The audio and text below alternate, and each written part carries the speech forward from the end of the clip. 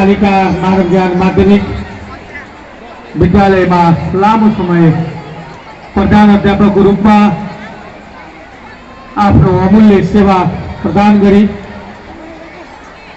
सेवानिवृत्त भएर हाल बुटवल कालिका क्याम्पस जस्तो गरिमामय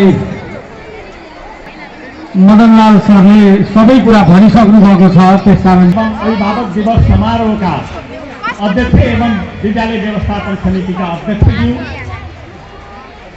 मञ्चमा आसीन विशिष्ट अतिथिको रूपमा आसन ग्रहण गरिरहनुभएका सम्पूर्ण विशिष्ट अतिथिगण,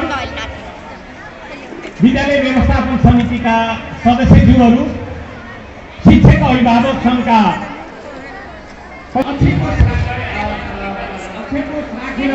योगदान गर्नुहुने अक्षयको शाखाज्यूहरू, सम्पूर्ण अभिभावक, यस विद्यालयका प्रधानाध्यापक सहित सहायक प्रधानाध्यापक र शिक्षक साथीहरू, विद्यालयका पूर्व प्रधानाध्यापक मेरा आदरणीय गुरुआमाहरू र यसका साथसाथै यहाँ उपस्थित हुनुभएका विभिन्न विद्यालयका प्रधानाध्यापक सहित सम्पूर्ण महानुभाव र विशेष गरिकन आजको यस कार्यक्रममा अभिभावकलाई केन्द्रबिन्दुमा राख्ने कार्यक्रम भएको हुनाले सम्पूर्ण अभिभावक र प्यारा विद्यार्थी भाइ बहिनीहरू, म धेरै कुराकानी गर्न चाहन्न, किनभने अहिलेको जमानामा अरू बोलेको बोलै गर्नुपर्ने, केही मान्छेले सुनेको सुने गर्नुपर्ने यो बहुत विवेकको विषय हो अथवा यो चित्त नबुझ्ने कुरा हो। यसबाट तपाईँहरूको चित्त दुखाउन म चाहन्न कि धेरै बोल्न पनि म चाहन्न।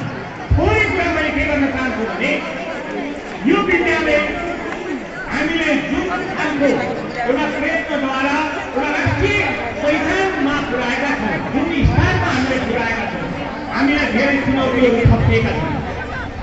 माथि जान सजिलो हुन्छ हामी र एउटै विषयमा सबैको ध्यान केन्द्रित गर्न सक्ने गरिकन हामीले व्यवस्थापन गर्न सक्यौँ भने हामी जुन स्थानमा छौँ त्योभन्दा अझै अगाडि स्थानमा पुगेर पहिलो अनुरोध यहाँको विद्यालय व्यवस्थापन समिति, यहाँको शिक्षक अभिभावक होसियार भएर हामी अगाडि बढ्यौँ भने मलाई लाग्छ हामी सफल हुन्छौँ, हात्ती ठुलो हुन्छ। तिमीहरूले लडाइँ चाहिँ हामी लड्न सक्छौँ। त्यही कुरामा सचेत बनाउन चाहन्छु। म यो विद्यालयको पूर्व प्रधानाध्यापकका हिसाबले म आज आनन्द लाग्छ, मलाई सबैभन्दा खुसीको दिन लाग्छ। यो विद्यालयको वार्षिक उत्सव आउँदा अनि विद्यालयका हरेक क्रियाकलाप र एससीको रिजल्ट निस्कन्छ, त्यति बेला पनि सबैभन्दा खुसी म हुन्छु।